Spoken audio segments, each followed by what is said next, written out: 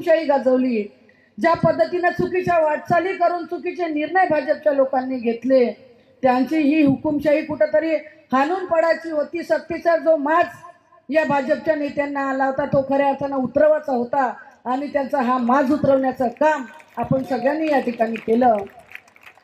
जी सत्तेची गुर्मी या भाजपच्या नेत्यांना आली होती, खऱ्या अर्थानं भाजपमध्ये देखील आपण बघितलं असेल की निष्ठावान पदाधिकारी असतील, कार्यकर्ते असतील, ते देखील त्यांच्या या माजामुळे समाधानी नव्हते. त्यांना देखील वाटत होतं की कुठंतरी त्यांचंही सरकार पडलं पाहिजे आणि यांना आलेला माज हा उतरला पाहिजे.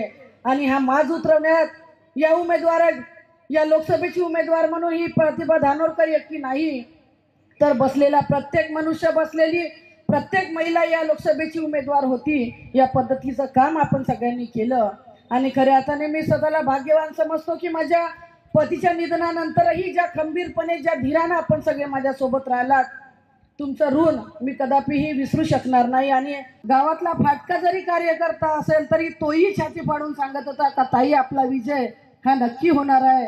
आणि अनेक असे पडद्यामागूनही काम करणारे लोक होतं. मी आजही या ठिकाणी सांगतो की महाविकास आघाडीच्या लोकांनी तर मदत केलीच, पण भाजपातही अनेक लोक असे होते की ज्यांनी पडद्यामागे राहून माझ्यासाठी काम केलं. त्यांचं देखील मी मनापासून आभार व्यक्त करू इच्छितो, कारण पंतप्रधानापेक्षाही जास्त लीड या सगळ्या मतदारांना